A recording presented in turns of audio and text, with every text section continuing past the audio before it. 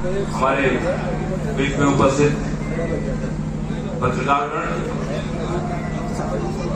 पिता तुल्य उमेश सिंह खत्री जी, यशपाल गांधी जी, यशपाल शर्मा जी, राजपाल शर्मा जी, बीजेपी के बैकबोन बहादुरगढ़ के बहुत दिनों से यहाँ पे उन्होंने मोर्चा संभाल रखा है, राकेश भारद्वाज जी जो विश्व हिंदू परिषद के अध्यक्ष एजे जिले के, एवं उपस्थित हमारे भाई बहनों, प्यारे बच्चों,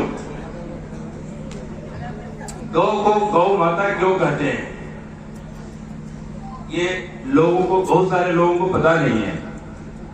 जब सतयुग में समुद्र मंथन हुआ तो उसमें 14 रत्न उत्पत्ति हुए थे, उसमें 14 रत्नों की उत्पत्ति हुई थी। उसमें से कामधेनु जो गौ माता थी उनकी भी उत्पत्ति हुई थी। और सतयुग, त्रेता, द्वापर में भगवान कृष्ण खुद ही उनको एज माता के रूप में उनको चराते हुए थे, उनके साथ खेलते हुए थे और उनके दूध मलाई खाते थे। कलयुग में भी वही महत्ता है। आप यदि देखें तो शुद्ध सिर्फ दूध दही ही नहीं उसका महत्वपूर्ण है। दूध में कोलेस्ट्रॉल कम मिलता है उसके, बाकी भैंस के दूध में कोलेस्ट्रॉल ज्यादा होता है, तो आपके हार्ट अटैक को भी कम करता है। दूसरी बात, उसकी जो छाछ है, छाछ सबसे इंपॉर्टेंट है गौ का। उनका मूत्र बहुत फायदेमंद है, उनका गोबर से जैविक उर्वरक आप बना सकते हैं। उससे जो भी उत्पत्ति होती है, खेत में बीजार्पण करते हैं तो वो भी बहुत ही हेल्दी होता है, स्वास्थ्य के लिए लाभदायक होता है। गोबर से जो अमोनिया निकलती है उससे अमीनो एसिड का फॉर्मेशन कर सकते हैं। यदि आपको आज के जमाने में टेक्नोलॉजी बहुत आगे बढ़ चुकी है तो अमोनिया को आप कंजर्व करके अमीनो एसिड से प्रोटीन बना सकते हैं। अमोनिया खेतों में भी उर्वरक के रूप में डालते हैं, यूरिया के फॉर्म में।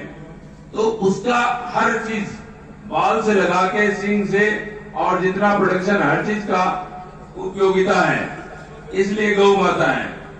बहुत सारे लोग ये सोचते होंगे कि भाई मांस मदिरा हम करते हैं उसका नुकसान क्या है। बहुत सारे लोग कहते हैं प्रोटीन रिच डाइट है। मांस आवश्यक नहीं है, साइंटिफिकली प्रूव्ड है कि किसी भी व्यक्ति के लिए आवश्यक नहीं है। क्यों? क्योंकि हमारे समाज, हमारे जो शरीर में कोशिकाओं के अंदर इंटर कन्वर्जन का प्रोसेस है।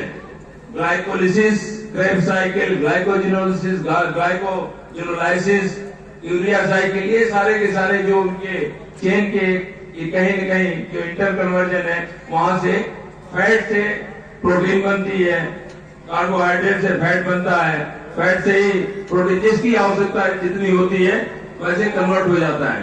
यदि ऐसा नहीं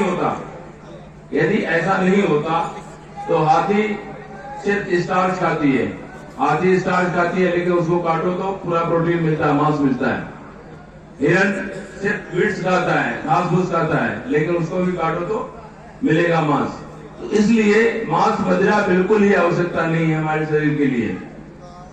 और बहुत सारे लोग, एक बार हम ट्रेन में जा रहे थे, एक कम्युनिस्टी विचारधारा वाले बाबूजी मिल गए, बोले जी मांस खाने से क्या, गौ का मांस और दूसरे में क्या डिफरेंस है। मैंने कहा कि देखो, वैसे यदि साइंटिफिकली आप कहो तो यदि मांस खाते हो तो आदमी के मांस और गौ के मांस या पार्क या सुअर के मांस में क्या डिफरेंस है? क्यों डिफरेंस होना चाहिए? आप सिलेक्टेड बात करते हो कि जब मुसलमान गाय काटता है तो कहते भाई मांस तो है, लेकिन वो पार्क नहीं खा सकता, पिग नहीं खा सकता, यानी सुअर नहीं खा सकता।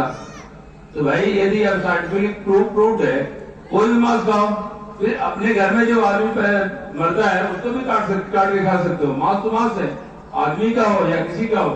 तो इसलिए मैं कहता हूं कि किसी का भी मांस खाना सदैव वर्जित रखना चाहिए। और जो लोग भी इसको साइंटिफिकली मेरे से बात करना चाहें तो can discuss with any time, can discuss. तो इसलिए गौ को माता ही है, हमेशा से, सदियों से माता रही है, और इसकी सेवा करें। उसके एक स्पर्श मात्र से आपके घर में समृद्धि आ जाती है। आप जो लोग अपने घर में गौ पालन करते हैं, आप देखिए उनके घर में प्रॉब्लम कम रहती है, समस्याएं कम रहती है। पैसे से समस्याओं का कोई लेना देना नहीं है। तो इसलिए आप लोग घर में गौ अवश्य पालें। धन्यवाद।